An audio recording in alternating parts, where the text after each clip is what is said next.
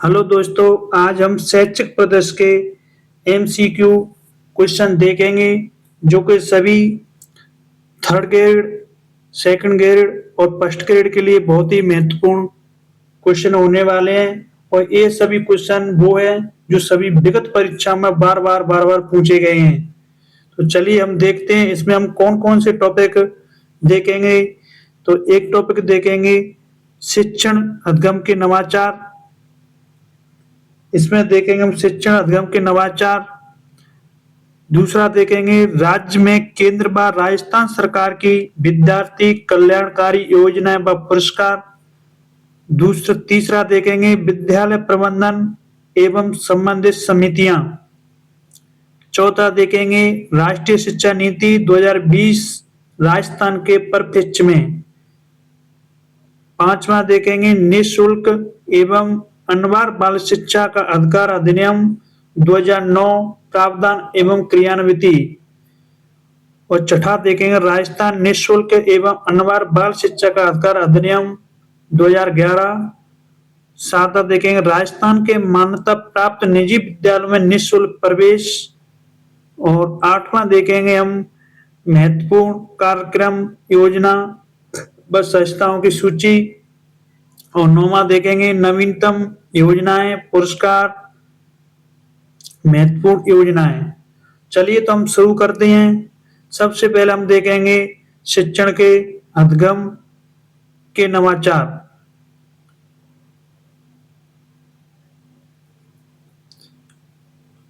देखिए शुरू करते हैं। शिक्षावाणी कार्यक्रम हेतु शिक्षण सामग्री का निर्माण किया जाता है। तो एक नंबर SCERT के नेतृत्व में डाइट एवं अन्य संस्थाओं द्वारा। दीक्षा से संबंधित निम्नलिखित में से कौन सा कथन सही नहीं है? NCERT की एक पहल दीक्षा स्कूली शिक्षा के लिए एक राष्ट्रीय मंच है, ये सही है। दीक्षा के माध्यम से देश भर के विद्यार्थी एवं अध्यापक लाभ उठा सकते हैं, ये भी सही है। दीक्षा को राष्ट्रीय एक अंकीय मंच के रूप में घोषित किया गया है, ये भी सही है। दीक्षा का प्रारंभ सितंबर 2018 में किया गया था, ये गलत है। शिक्षा दर्शन राजस्थान में कार्यक्रम का मुख्य उद्देश्य क्या है? विद्यार्थियों के लिए दृश्य श्रव्य सामग्री शिक्षण सामग्री प्रदान करना। विश्व विद्यार्थी दिवस कब मनाया जाता है? 15 अक्टूबर को। राजस्थान सरकार द्वारा RKSMB के राजस्थान की शिक्षा में बढ़ते कदम ऐप कब लॉन्च किया गया? ये किया गया था 5 सितंबर 2022 को।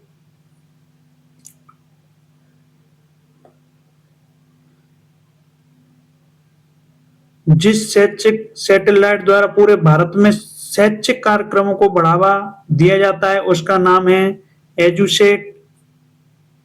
ई संजीवनी संबंधित है टेली स्कूलिंग से। सेकेंडरी स्कूल टेलीविजन प्रोजेक्ट कब प्रारंभ किया गया? ये किया गया था 1961 में। मिशन बुनियाद कार्यक्रम का आरंभ कब हुआ? ये हुआ था 5 सितंबर 2022 को।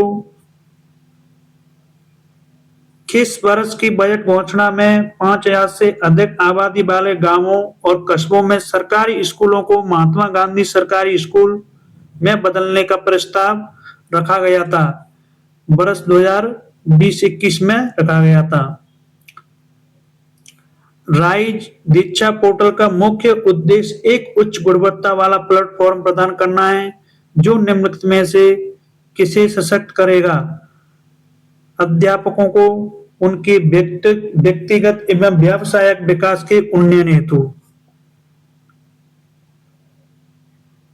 State initiative for quality education परियोजना में शैक्षिक समर्थन प्रशिक्षण एवं कार्यक्रम की रूपरेखा तैयार करने का कार्य द्वारा किया जाता है? तो राजस्थान माध्यमिक शिक्षा परिषद द्वारा किया जाता है।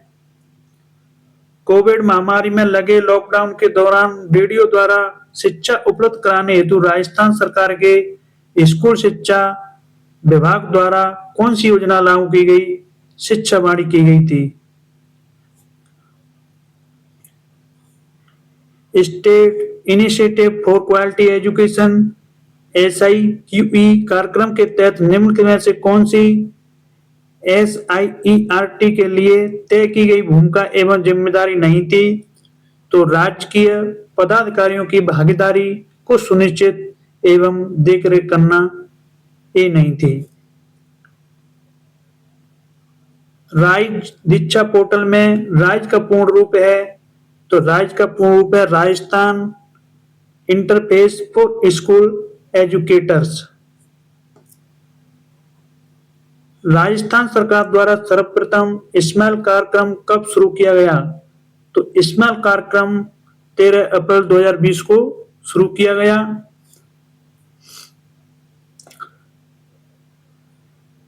राजस्थान में शिक्षा विभाग द्वारा शिक्षा को सुलभ बनाने हेतु नवाचारों का उपयोग करने का मुख्य उद्देश्य क्या है? तो मुख्य उद्देश्य है शैक्षिक गुणवत्ता में सुधार। स्माइल कार्यक्रम का मुख्य उद्देश्य क्या है? घर पर अध्ययन के लिए सामग्री उपलब्ध करवाना। स्माइल 3.0 कार्यक्रम के संबंध में निम्न में से कौन सा कथन असत्य है? तो यह कार्यक्रम 21 जून 2021 को प्रारंभ किया गया, ये सही है। इसका मुख्य उद्देश्य शैक्षिक सामग्री का वितरण था, यह भी सही है। इसके साथ आओ घर से सीखें 2.0 कार्यक्रम शुरू किया गया, ये भी सही है। यह केवल शहरी क्षेत्रों के विद्यार्थियों के लिए था, ये गलत है। शिक्षा दर्शन कार्यक्रम के संबंध में निम्न में से कौन सा कथन असत्य है? यह केवल कक्षा 1 से 5 के विद्यार्थियों के लिए है, यह इसमें असत्य है। शिक्षा दर्शन कार्यक्रम कक्षा 1 से 12 के विद्यार्थियों के लिए है, ये सही है। इसमें कथन है इसमें स्माइल कार्यक्रम 13 अप्रैल 2020 को प्रारंभ हुआ। और दूसरा कथन है स्माइल कार्यक्रम के तहत प्रतिदिन सुबह 9 बजे ई कंटेंट सामग्री प्रसारित की जाती है। तो इसमें एक और दोनों कथन सही हैं।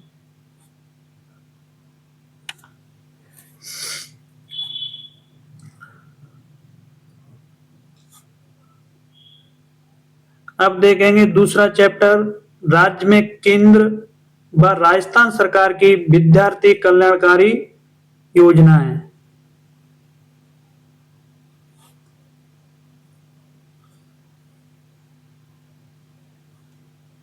समग्र शिक्षा अभियान के अंतर्गत खंड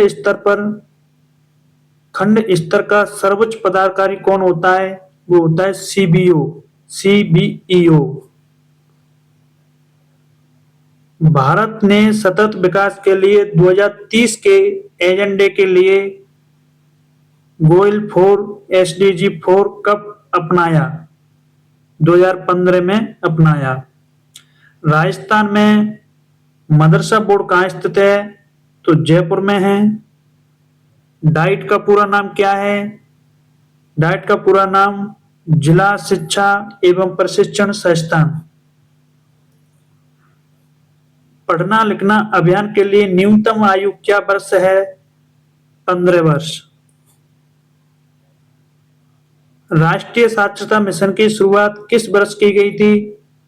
1988 में की गई थी। कस्तूरबा गांधी बालिका विद्यालय कब प्रारंभ हुआ? 2004 में।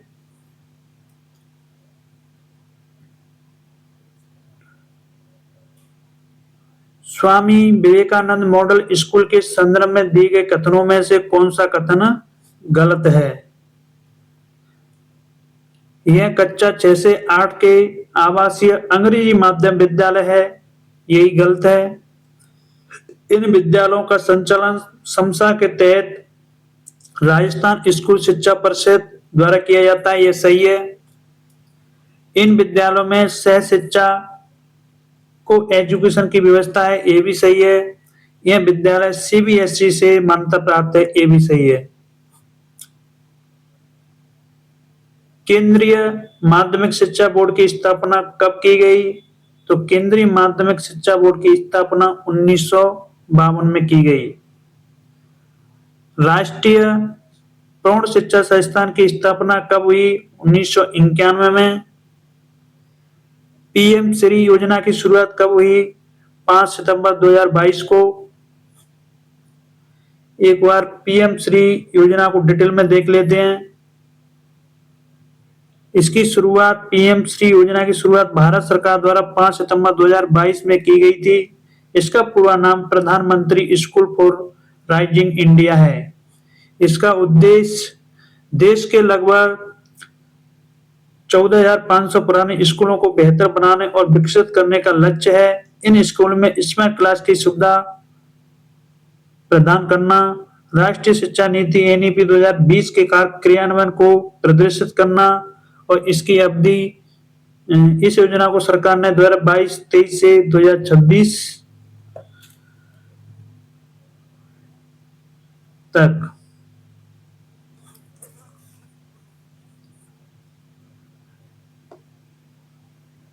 राजस्थान लाड़ो प्रोत्साहन योजना का मुख्य उद्देश्य क्या है?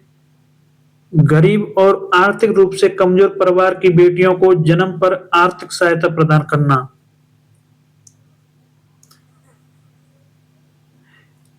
राजस्थान लाड़ो प्रोत्साहन योजना का शुभारंभ 1 अगस्त 2024 को हुआ था। यह योजना राजस्थान के मुख्यमंत्री भजनलाल शर्मा जी की महत्वाकांक्षी पहल है, जिसका उद्देश्य बेटियों के कल्याण और सशक्तिकरण के लिए ठोस कदम उठाना है।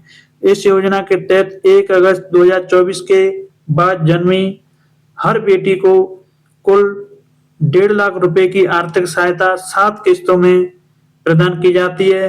पहले यह राशि 1 लाख रुपए थी, जिसे अंतर्राष्ट्रीय महिला दिवस जो कि 8 मार्च 2025 को मनाया जाता है पर बढ़ाकर 1.5 लाख रुपए कर दिया गया था। तो देख लेते हैं पहली किस्त में कितने आते हैं। तो जो पहली किस्त होती है बेटी के जन्म पर तब 2500 रुपए, दूसरी किस्त 1 वर्ष की आयु पूरी होने और संपूर्ण टीकाकरण पर 2500 रुपए, तीसरी किस्त कक्षा 1 में प्रवेश राजकीय व मान्यता प्राप्त निजी विद्यालय दोनों में पात्र होंगे तो 4000 रुपए, चौथी किस्त कक्षा 6 में प्रवेश पर 5000 रुपए, पांचवी किस्त कक्षा 10 में प्रवेश पर 11,000 रुपए और छठवीं किस्त 12 में प्रवेश पर 25,000 रुपए और सातवीं किस्त लास्ट में स्नातक होने पर या 21 वर्ष की आयु पूरी होने पर 1 लाख रुपए दिए जाएंगे। Swami Vivekananda scholarship for academic excellence योजना कब से प्रारंभ हुई थी? मार्च 2024 से।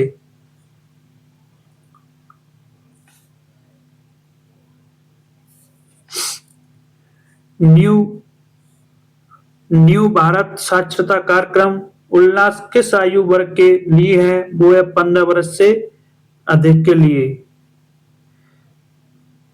न्यू भारत साक्षरता कार्यक्रम उल्लास का उद्देश्य 15 वर्ष से अधिक आयु निरक्षर नागरिकों को बुनियादी साक्षरता और संख्या ज्ञान प्रदान करना है। इसमें पढ़ना लिखना अभियान के तहत है। निम्नलिखित में से कौन सा कथन राजस्थान लाड़ो प्रोत्साहन योजना के बारे में असत्य है? योजना का लाभ केवल शहरी लड़कियों को मिलता है, ये इसमें गलत है। ये योजना 1 अगस्त 2024 को प्रारंभ की गई थी, ये भी सही है। योजना के तहत बालिकाओं को जन्म से लेकर 21 वर्ष की आयु तक 7 किस्तों में आर्थिक सहायता प्रदान की जाती है, ये भी सही है।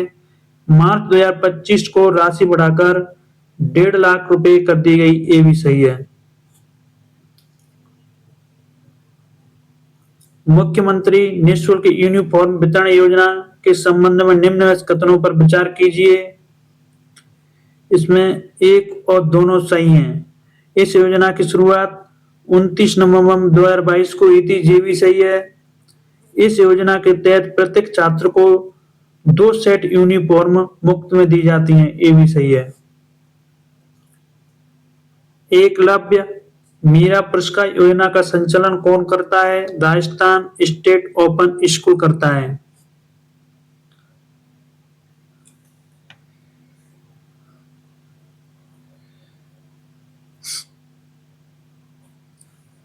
अब देखेंगे विद्यालय प्रबंधन एवं संबंधित समितियां।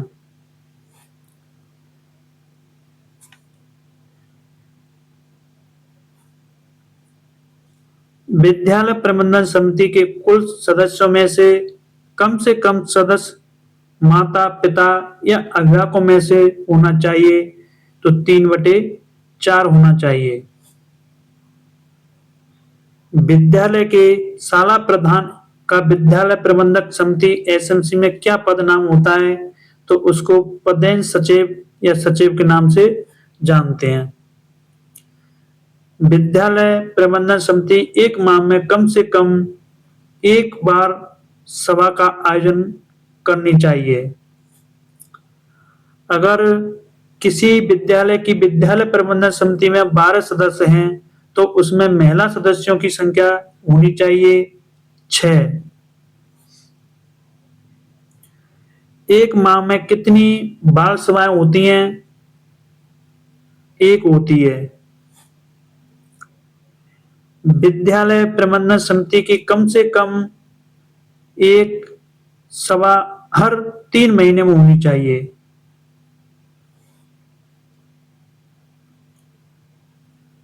राजस्थान आरटी नियम 2011 के प्रावधानों के अनुसार विद्यालय विकास योजना में निम्न में से किन सूचनाओं का होना आवश्यक नहीं है?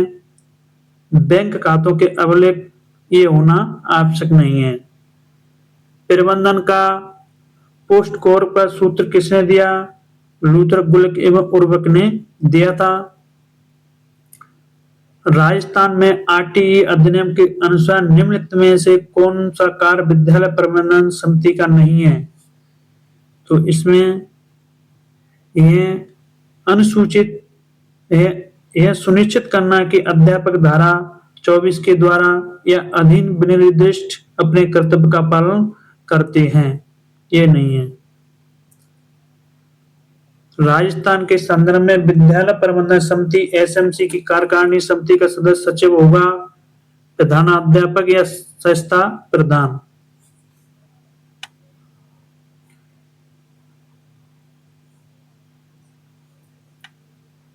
विद्यालय प्रबंधन समिति के सदस्य की भूमिका और कर्तव्य निम्न में से कौन से हैं? विद्यालय विकास योजना तैयार करना, ये भी सही है।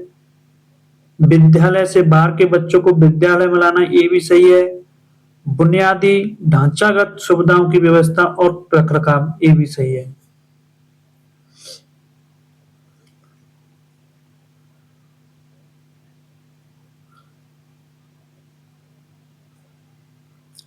प्रबंधन दूसरों से कार्य करवाने की कला है, यह कथन किसने कहा था? ये मैरी पार्कर फोलेट ने कहा था। पोस्ट कॉर्ब में एस का क्या अर्थ है? तो एस का अर्थ होता है स्टाफिंग।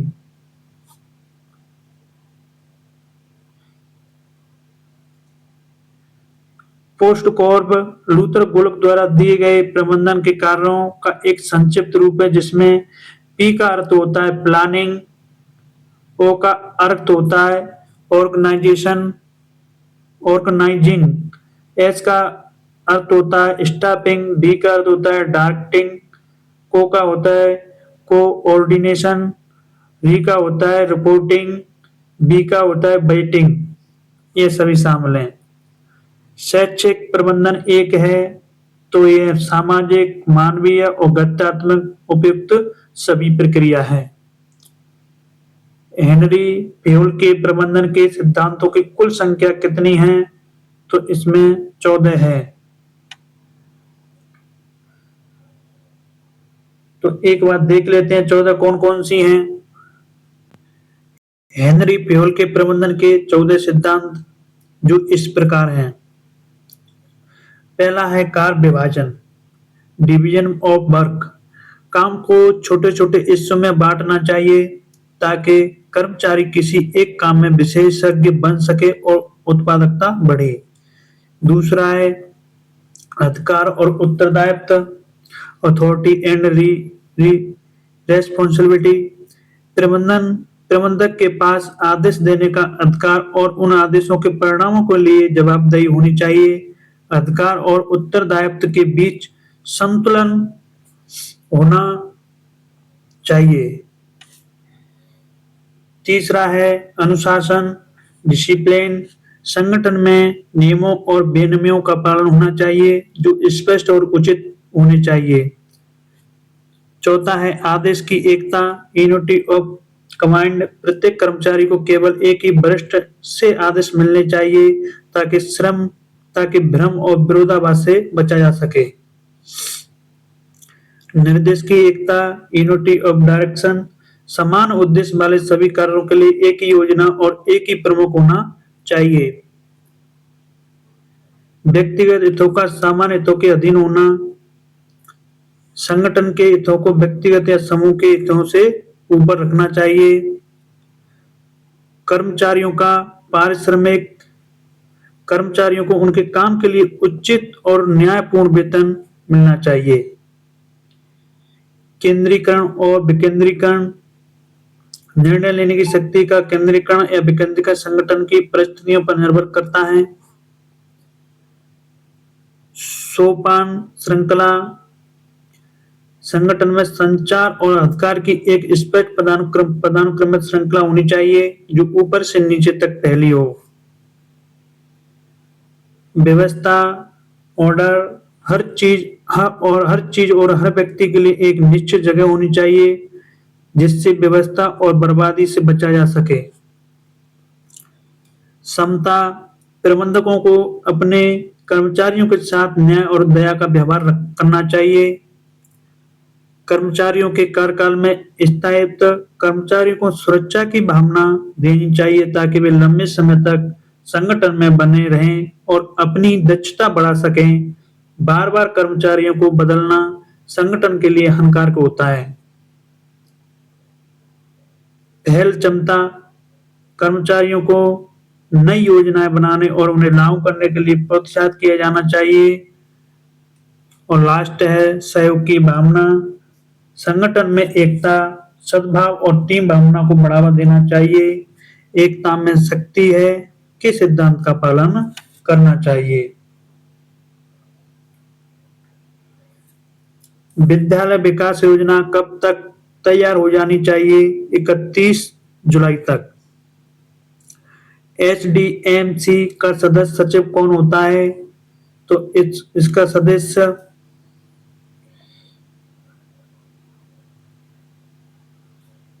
सदस्य प्रधानाचार्य, प्रधानाध्यापक द्वारा नामित मुख्य शिक्षक जो हेड टीचर है वो होता है।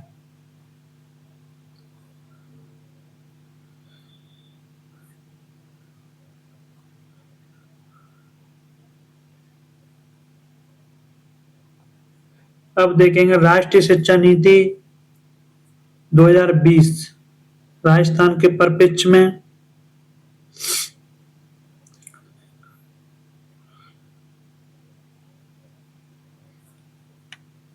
राष्ट्रीय शिक्षा नीति 2020 के तहत किस कार्यक्रम का लक्ष्य 2026-27 के अंत तक प्रत्येक बच्चे को कक्षा 3 के अंत तक आवश्यक पठन, लेखन और गणितीय कौशल प्राप्त करने में सक्षम बनाना रखा गया है। तो निम्नलिखित भारत मिशन में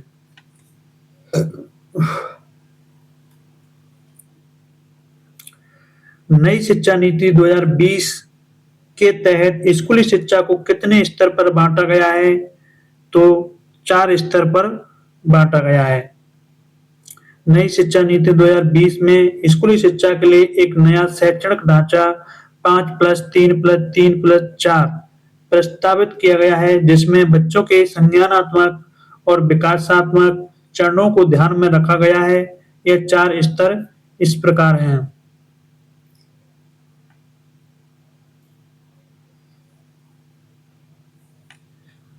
पहला पहला स्तर है या पहला चरण है फाउंडेशन स्टेज, 5 साल तक आयु 3 से 8 वर्ष। इसमें कक्षा प्री प्राइमरी आंगनबाड़ी शिक्षा जो बाल वाटिका सहित कक्षा 1 और 2 तक। उसके बाद प्रेपरेटरी स्टेज 3 साल तक 8 से 11 वर्ष कक्षा 3, 4, 5 तक। उसके बाद मिडिल स्टेज 3 साल तक 11 से 14 वर्ष तक 6, 7, 8 और लास्ट में 4 साल तक 14 से 18 वर्ष कक्षा 9, 11, 12।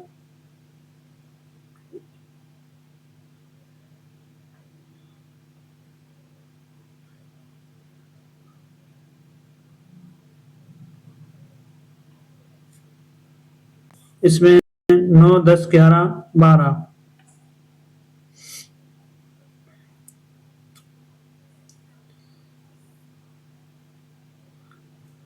भारत ने सतत विकास के लिए 2030 के एजेंडे के लिए कब अपनाया? 2015 में। राष्ट्रीय शिक्षा नीति 2020 में प्रस्तावित राष्ट्रीय मूल्यांकन केंद्र को क्या नाम दिया गया? परख। ये परख PARAKH का पूरा नाम performance assessment review and analysis of knowledge for holistic development है। नई शिक्षा नीति 2020 लागू करने वाला भारत का पहला राज्य कौन सा है? कर्नाटक है। नई शिक्षा नीति 2020 लागू करने वाला भारत का पहला राज्य कर्नाटक व दूसरा राज्य मध्य प्रदेश है। भारत में दूसरी राष्ट्रीय शिक्षा नीति की घोषणा किस वर्ष में की गई थी? 1986 में की गई थी।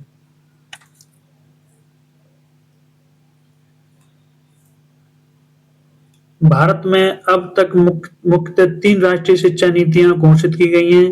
सबसे पहले की गई थी 1968 में। यह नीति डॉक्टर DS कोठारी की अध्यक्षता वाले शिक्षा आयोग 1964 से 66 की सिफारिशों पर आधारित थी। इसका मुख्य जोर शिक्षा के सार्वभौमिकरण, विज्ञान और प्रौद्योगिकी शिक्षा के विस्तार और 10+2+3 संरचना को अपनाने पर था। दूसरी राष्ट्रीय शिक्षा नीति आई थी 1986 में। इस नीति को नई शिक्षा नीति 1986 national policy on education NEP 1986 के नाम से जाना जाता था। यह राजीव गांधी के प्रधानमंत्री नेतृत्व काल में घोषित की गई थी।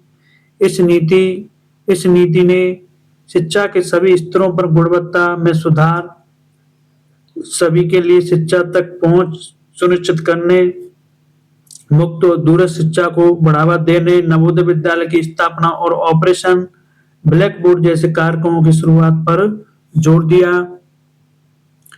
इस नीति को 1992 में कुछ संशोधनों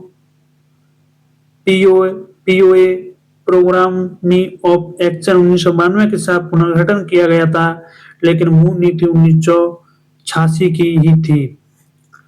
और तीसरी राष्ट्रीय शिक्षा नीति आई है 2020 में, जो वर्तमान में चल रही है। यह हाल ही में प्रधानमंत्री नरेंद्र मोदी के नेतृत्व वाली सरकार द्वारा घोषित की गई। यह नई शिक्षा नीति 2020 के कस्तूरीरंगन समिति ने तैयार की है कि कस्तूरीरंगन का निधन 25 अप्रैल 2025 को हो गया। यह 34 साल बाद आई है और इसका उद्देश्य भारतीय शिक्षा प्रणाली में बड़े पैमाने पर परिवर्तन लाना है, जिसमें 5+3+3+4 स्कूली संरचना, बहुविषयक शिक्षा, व्यावसायिक शिक्षा का एकीकरण और प्रौद्योगिकी के उपयोग पर जोर दिया गया है। एनईपी 2020 के अनुसार ईसीसीई का पूर्ण रूप क्या है? प्रारंभिक बाल अवस्था, देखभाल और शिक्षा।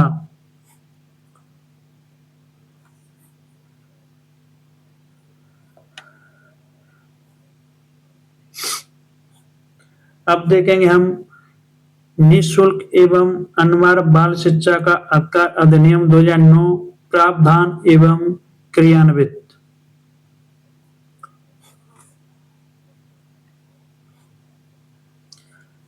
निःशुल्क एवं अनिवार्य शिक्षा अधिनियम 2009 आयु वर्ग के बालकों को निःशुल्क और अनिवार्य शिक्षा को सुनिश्चित करता है। तो 6 से 14 वर्ष के जो बच्चे हैं उनको सुनिश्चित करता है। आरटी 2009 के अध्याय 2 की धारा 3 में यह उल्लेख है कि प्रत्येक 6 से 14 आयु वर्ग के बालक निःशुल्क व अनिवार्य प्रारंभिक शिक्षा प्राप्त करना उसका अधिकार होगा। प्राथमिक स्तर पर आरटी अधिनियम 2009 द्वारा विनिर्दिष्ट छात्र शिक्षक अनुपात 30:1। आरटी 2009 के अध्याय 4 विद्यालय व शिक्षक के दायित्व की धारा 25 में यह उल्लेख है कि प्रत्येक विद्यालय में छात्र शिक्षक अनुपात निश्चित है। पहली कक्षा से 5वीं कक्षा के लिए मतलब प्राइमरी स्कूल के लिए छात्र शिक्षक अनुपात 30:1। अगर 60 बच्चे हैं तो न्यूनतम शिक्षक 2, अगर 61 से 90 हैं तो शिक्षक 3, और 90 से 120 हैं तो 4, और 121 से 200 हैं तो 5। 150 बालकों या 150 बालकों के ऊपर 5 अध्यापक प्लस 1 प्रधान अध्यापक होगा। 200 बालकों के ऊपर छात्र शिक्षक अनुपात प्रधान अध्यापक को छोड़कर 40 से अधिक नहीं होगा। अगर एक उच्च प्राथमिक विद्यालय में कुल 130 विद्यार्थी नामांकित हैं, तब सरकार द्वारा उस विद्यालय में कितने अध्यापकों के स्वीकृत पद होंगे? तो 5 होंगे।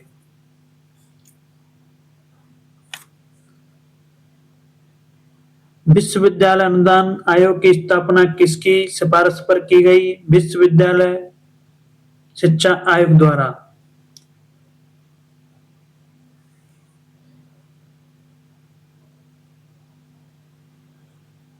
शिक्षा का अधिकार अधिनियम के अनुसार एक विशेष कक्षा के अंदर बच्चों को नामांकन किसके आधार पर प्रस्तावित किया गया है? बच्चे की उम्र के आधार पर। भारतीय संविधान में शिक्षा किस सूची का विषय है? समवर्ती सूची का विषय है।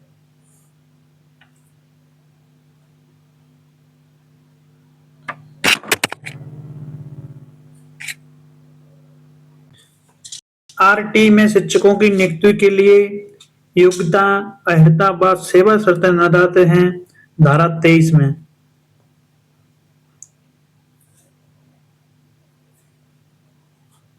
आरटी 2009 के अध्याय 4 में विद्यालय व शिक्षक के दायित्व की धारा 23 में यह उल्लेख है कि शिक्षक की योग्यता का उल्लेख वेतन, पद, सेवा उल्लेख, जहाँ प्रशिक्षण संस्था नहीं है या संसाधन कम है, या केंद्र सरकार नियमानुसार न्यूनतम अर्हता में 4 वर्ष की शिथिलता दे सकती है। विशेष निःशुल्क व अनिवार्य शिक्षा अधिनियम 2017 संशोधन द्वारा जो 21 जुलाई को लोकसभा से पारित व 1 अगस्त राज्यसभा से पारित हुआ है, ने प्रावधान किया 31 मार्च 2015 तक नियुक्ति शिक्षक जो न्यूनतम अर्हता नहीं रखते हैं उन्हें 4 वर्ष के भीतर अर्जित करनी होगी। इसका वहन एसएसए द्वारा 60:40 के अनुपात के किया जाएगा। शिक्षक को दिया जाने वाला वेतन और भत्ते तथा सेवा नियम और शर्तें सुनिश्चित सरकार द्वारा तय की जाएगी।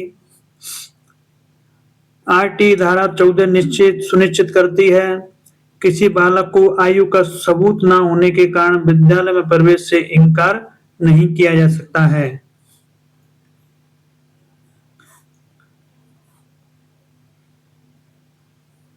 आरटी अधिनियम 2009 के अनुसार एक शैक्षणिक वर्ष में कक्षा 1 से 5 हेतु कार्य दिवसों व शिक्षण घंटों की न्यूनतम संख्या कितनी है? तो 200 कार्य दिवस, 800 घंटे।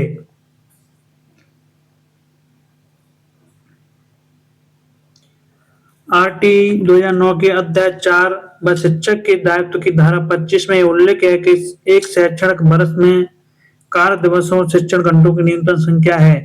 पहली से 5वीं कक्षा के लिए 200 कार्य दिवस, छठी कक्षा से 8वीं कक्षा के लिए 220 कार्य दिवस, पहली कक्षा से 5वीं कक्षा के लिए प्रति शैक्षणिक वर्ष 800 शिक्षण घंटे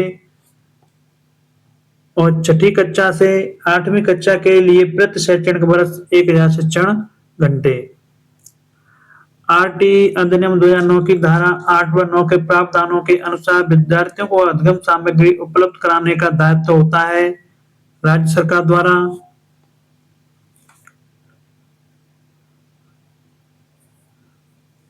आरटी 2009 के अध्याय 3 की धारा 8 सुनिश्चित सरकार के दायित्व 6 वर्ष से 14 वर्ष तक की आयु के प्रत्येक बालक को निःशुल्क प्राथमिक शिक्षा उपलब्ध कराने, 6 वर्ष से 14 वर्ष तक की आयु के प्रत्येक बालक द्वारा प्राथमिक शिक्षा में अनिवार्य प्रवेश, उपस्थिति और उसको पूरा करने को सुनिश्चित करने की बाध्यता अप्रतित है। धारा 6 में यथाविनिर्दिष्ट आसपास में विद्यालय की उपलब्धता को सुनिश्चित करेगी। यह सुनिश्चित करेगी कि दुर्लभ वर्ग के बालक और अलाभान्वित समूह के बालक प्रति पक्षपात न किया जाए तथा किसी आधार पर प्राथमिक शिक्षा लेने और पूरा करने से निवारित न हो।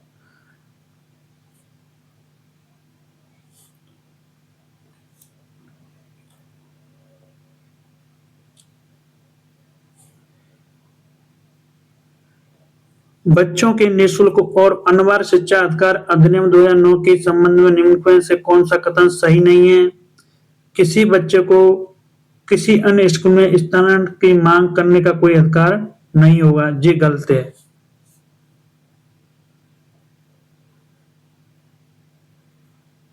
बच्चों के निःशुल्क और अनिवार्य शिक्षा का अधिकार अधिनियम 2009 के तहत स्कूल प्रबंधन समिति के बारे में निम्नलिखित में से कौन सा कथन सही है? स्कूल विकास योजना तैयार करना, यह सही है। निम्नलिखित में से कौन सा बच्चों को मुफ्त और अनिवार्य शिक्षा का अधिकार अधिनियम 2009 को लागू करने का साधन है? सर्व शिक्षा अभियान। भारत में आधुनिक शिक्षा का जन्मदाता किसे माना जाता है? लॉर्ड मैकाले को। बोर्ड डिस्पेंच किस वर्ष प्रस्तुत किया गया था? 1854 में। 6 से 14 वर्ष की आयु के बच्चों के लिए शिक्षा का मूल अधिकार किस संविधान संशोधन द्वारा बनाया गया? 86वां संशोधन। एनसीएफ 2005 के अध्यक्ष कौन थे? यशपाल। मुदालियर आयोग का गठन किस वर्ष हुआ था? 1952 में।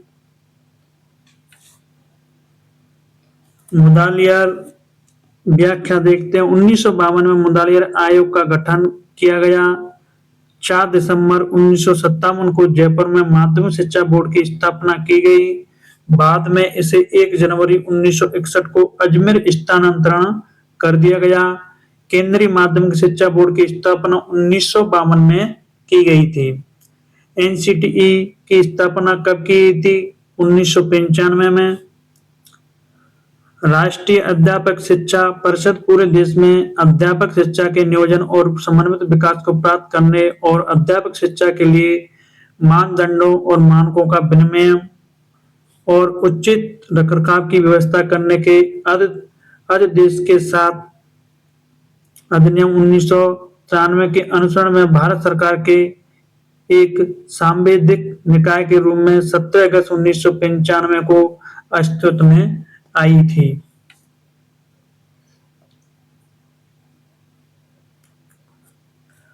अब देखेंगे हम राजस्थान निःशुल्क एवं अनिवार्य बाल शिक्षा का अधिकार अधिनियम 2011।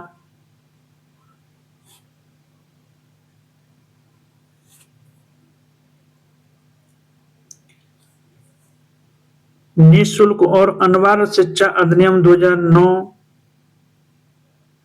आयु वर्ग के बालकों को निःशुल्क और अनिवार्य शिक्षा को सुनिश्चित करता है। 6 से 14 वर्ष के बालकों को निःशुल्क और अनिवार्य बाल शिक्षा का अधिकार अधिनियम 2009 को लागू करने के लिए राजस्थान सरकार ने जो नियम बनाया उसका नाम क्या है? उसका नाम राजस्थान निःशुल्क और अनिवार्य बाल शिक्षा का अधिकार नियम 2011 है। राजस्थान आरटी नियम 2011 के अनुसार प्रतिपूर्ति वर्ष में 2 बार सीधे विद्यालय को की जाएगी। राजस्थान आरटी नियम में कितने भाग एवं कितनी धाराएं? 10 भाग 29 धाराएं हैं। राजस्थान आईटी नियम 2011 के प्रावधानों के अनुसार विद्यालय विकास योजना के निम्नलिखित से किस सूचनाओं का होना आवश्यक नहीं है? बैंक खातों के अभिलेख में। राजस्थान आईटी नियम किस वर्ष में अधिसूचित किए गए हैं? 2011 में। राज्य में निःशुल्क एवं अनिवार्य शिक्षा अधिनियम लागू करने की दृष्टि से जिन नियमों का प्रथम निर्माण किया गया उनका शीर्षक रखा गया था राजस्थान निःशुल्क एवं अनिवार्य बाल शिक्षा का अधिकार नियम 2010। शिक्षा का अधिकार अधिनियम का राजस्थान में नाम क्या है? राजस्थान निःशुल्क और अनिवार्य बाल शिक्षा का अधिकार नियम 2011।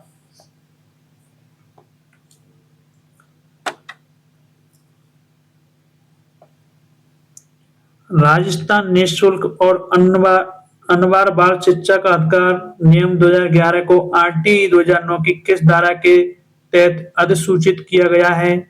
धारा 38। आरटी 2009 की धारा 38 द्वारा प्रदत्त शक्तियों का प्रयोग करते हुए राजस्थान निःशुल्क और अनिवार्य बाल शिक्षा का अधिकार नियमावली 2011 निर्मित कर लागू की गई है। राजस्थान निःशुल्क और अनिवार्य बाल शिक्षा का अधिकार नियम 2011 को राजस्थान राजपत्र में कब प्रकाशित किया गया था? 30 मार्च 2011 को। नियम 2 के अनुसार प्राथमिक विद्यालय कौन से विद्यालय हैं? कक्षा 1 से 5वीं तक शिक्षा प्रदान करने वाले विद्यालय। नियम 2 के अनुसार सीबीओ को किस स्तर पर प्रारंभिक शिक्षा का प्रभारी अधिकारी माना जाता है? ब्लॉक स्तर पर। विद्यालय प्रबंधन समिति एसएमसी का गठन किस नियम के तहत होता है? नियम 3 के तहत। नियम 3 से 5 विद्यालय प्रबंधन समिति एसएमसी से संबंधित है जिसका गठन नियम 3 के तहत आता है। विद्यालय प्रबंधन समिति एसएमसी में कितने प्रतिशत सदस्य माता पिता अभिभावक होने चाहिए? 3/4।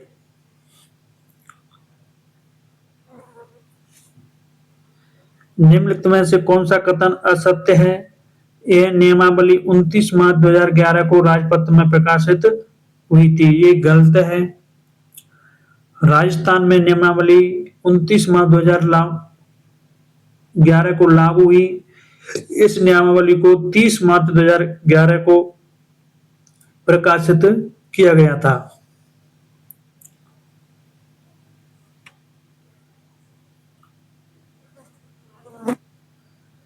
सूची 1 सूची 2 से सम्मिलित कीजिए और नीचे दिए गए कोड को प्रयोग कीजिए।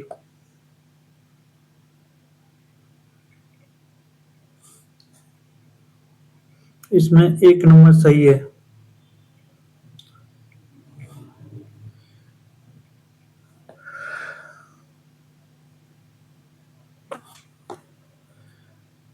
अब देखेंगे इसके बाद राजस्थान के मान्यता प्राप्त निजी विद्यालयों में निःशुल्क प्रवेश।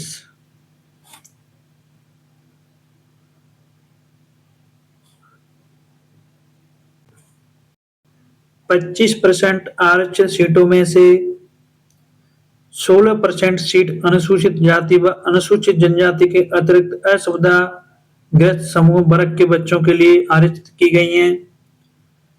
प्राथमिक विद्यालयों की अंतिम प्रतिपूर्ति करने से पहले बच्चों के नामांकन का सत्यापन कौन करता है?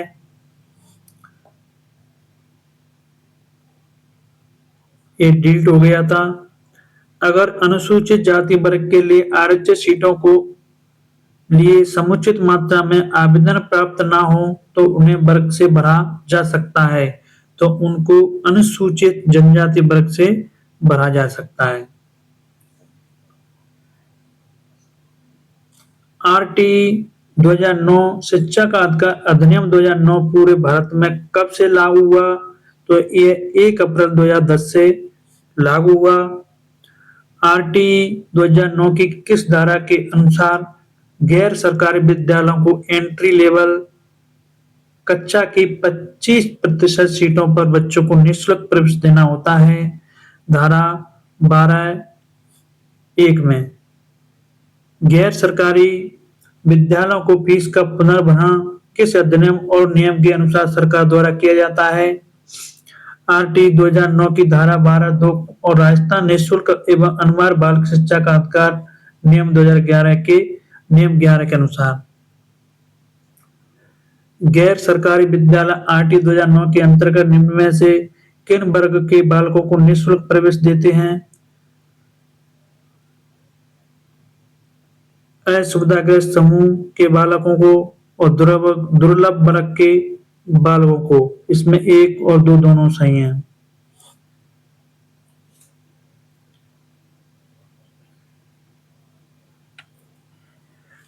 दुर्बल वर्ग और असुविधाग्रस्त समूह में शामिल बालकों की सूची इस प्रकार है।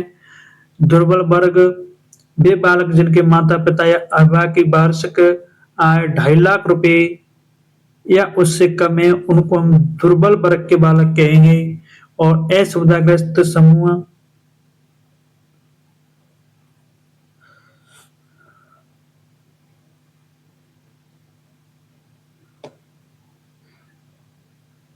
अभिभावक पर क्षेत्र के अधिकतम 5 इच्छित विद्यालयों का विकल्प करता है।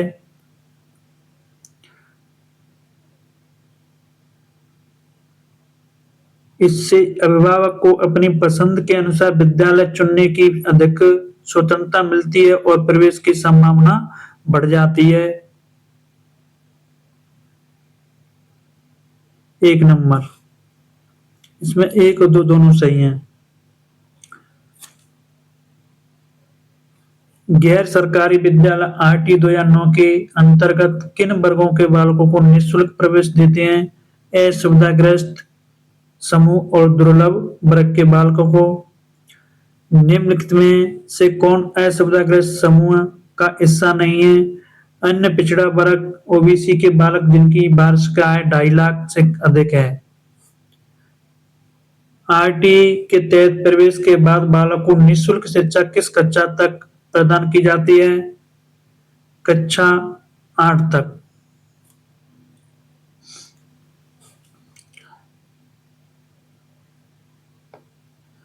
आरटी के तहत फीस के पुनर्भरण के संबंध में निम्नलिखित में से कौन सा कथन असत्य है?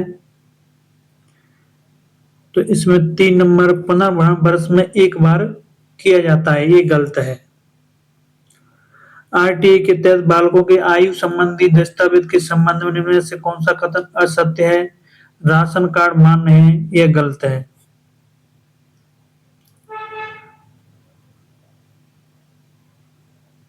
नीचे 2 कथन दिए गए हैं। कथन 1, 21 मार्च 2022 को वीर बाला कालीबाई भील बालिका फीस पुनर्भरण योजना की शुरुआत की गई। नंबर 2 कथन, इस योजना के तहत बालिकाओं की फीस को केंद्र सरकार द्वारा वहन किया जा रहा है।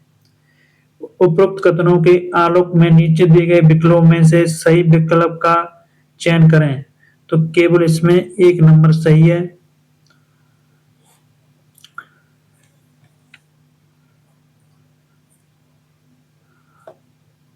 अब देखेंगे महत्वपूर्ण कार्यक्रम, योजना व संस्थाओं की सूची।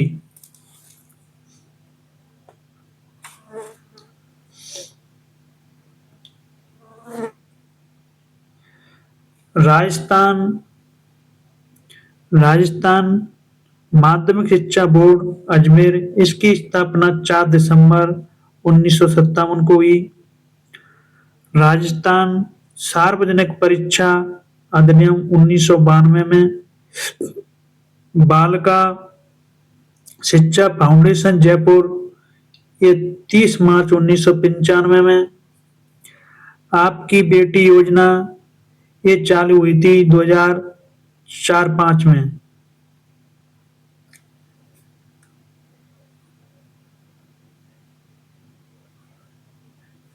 गार्गी पुरस्कार योजना ये चालू हुई थी 1998 में।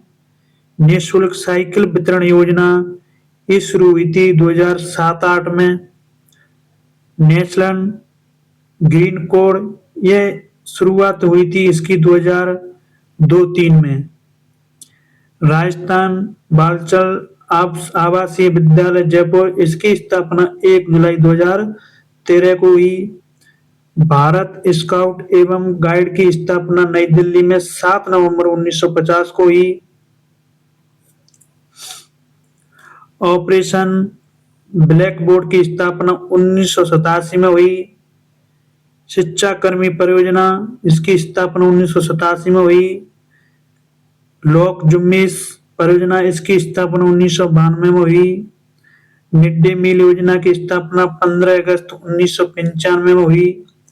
जिला प्राथमिक शिक्षा कार्यक्रम इसकी स्थापना 1994 में हुई। सर्व शिक्षा अभियान एसएसए इसकी स्थापना 2001-02 में हुई। आरटी 2009 ये लागू हुई 1 अप्रैल 2010 से। कस्तूरबा गांधी बालक विद्यालय केजीवी इसकी स्थापना 2004-05 में हुई। राष्ट्रीय माध्यमिक शिक्षा अभियान रमसा इसकी स्थापना 2009-10 में हुई थी। मॉडल स्कूल योजना ये नवंबर 2008 में आई थी। एसआईक्यू की शुरुआत 2015-16 में हुई। शाला दर्पण पोर्टल ये शुरू हुआ था 12 फरवरी 2016 से। समग्र शिक्षा अभियान समसा यह शुरू हुआ था 3 अप्रैल 2018 से। सैनिक स्कूल स्थापना इसकी स्थापना हुई थी 1961 से। मिलिट्री स्कूल स्थापना 1922 से। सैनिक स्कूल चित्तौड़गढ़ इसकी 7 अगस्त 1961 से।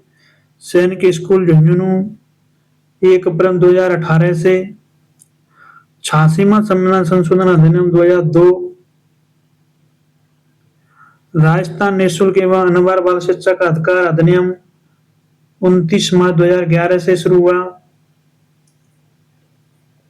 राष्ट्रीय पाठचर्या की रूपरेखा एनसीएफ 1900 ये 5 बार आया था 1975, 88, 2000, 2005, 2022 में। आरएसटीवी की नियमावली 1 अगस्त 1997 से। राष्ट्रीय शिक्षा नीति सबसे पहले आई थी 1968, फिर उसके बाद 1986, अब वर्तमान में चल रही है 2020। शिक्षक शिक्षा के लिए राष्ट्रीय पाठचर्या की रूपरेखा 2009। कोठारी शिक्षा आयोग 1964 से 66। शिक्षा समृद्धि सूची का विषय 1976।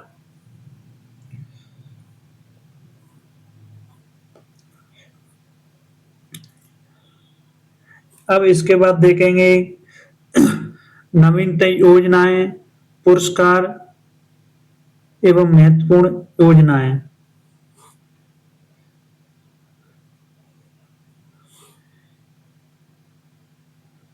सबसे पहले देखेंगे Swami Vivekananda scholarship for academic excellence योजना।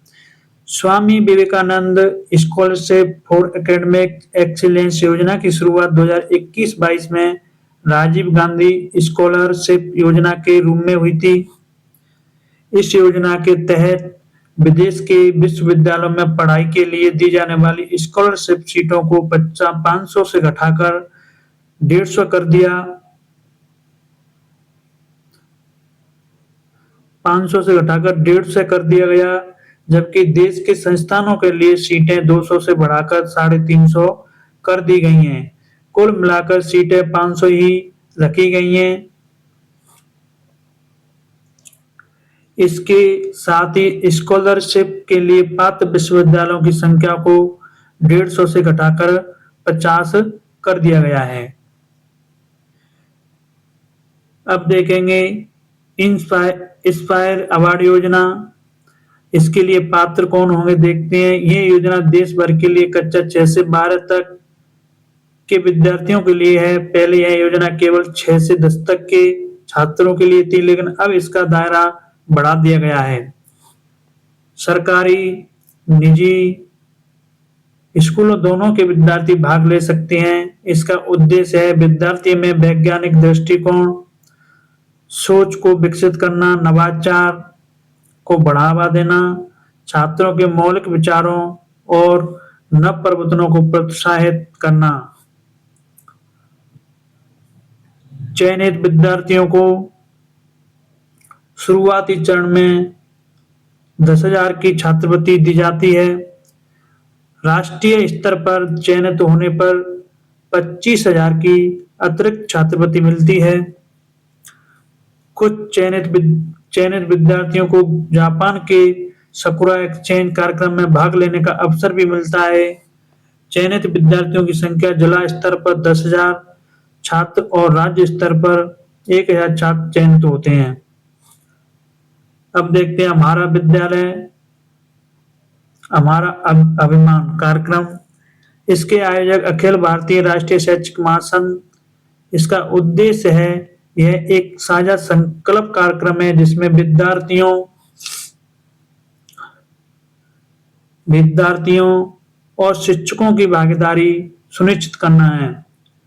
आयोजन की तिथि 1 सितंबर 2025 है।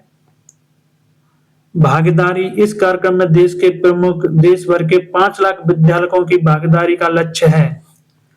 यह संकल्प हमारा विद्यालय हमारा स्वाभिमान विद्यार्थियों और शिक्षकों को मिलकर अपने विद्यालय को स्वच्छ, अनुशासित और प्रेरणादायक बनाने, उसके संसाधनों का सम्मान करने और शिक्षा को चरित्र निर्माण का साधन बनाने के लिए प्रेरित करता है, ताकि वह राष्ट्र निर्माण का आधार बन सके।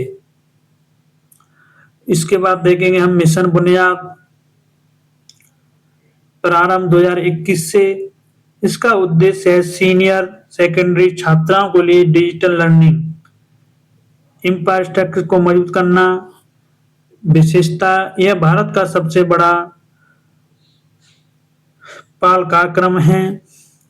कार्य प्रणाली राज्य के उन उच्च माध्यमिक विद्यालयों में जहां आईसीटी सूचना एवं संचार प्रौद्योगिकी के लैब कार्यरत हैं, वहां के कंप्यूटरों में पाल आधारित अध्ययन सामग्री ई कंटेंट अपलोड की जाती है। फिर देखेंगे मुख्यमंत्री वृक्षारोपण महाअभियान हरियाणा और राजस्थान। एक पेड़ मां के नाम।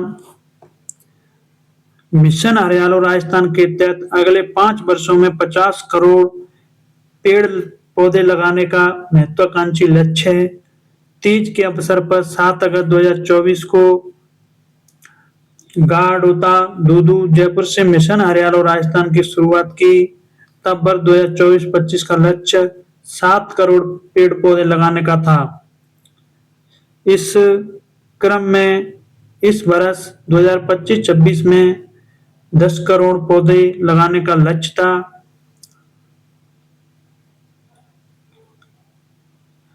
जिसे प्राप्त कर लिया गया है। इस बार सर्वाधिक पेड़ लगाकर शिक्षा विभाग ने प्रथम स्थान हासिल किया है। इस बार मुख्यमंत्री भजनलाल शर्मा ने मिशन हरियाणा राजस्थान के तहत 76वें राज्य स्तरीय वन महोत्सव का उद्घाटन किया है। चलिए दोस्तों, तो अपनी क्लास यहीं पर खत्म होती है, और यह क्लास आपको अच्छी लगी हो तो वीडियो को लाइक व सब्सक्राइब कर लें। धन्यवाद।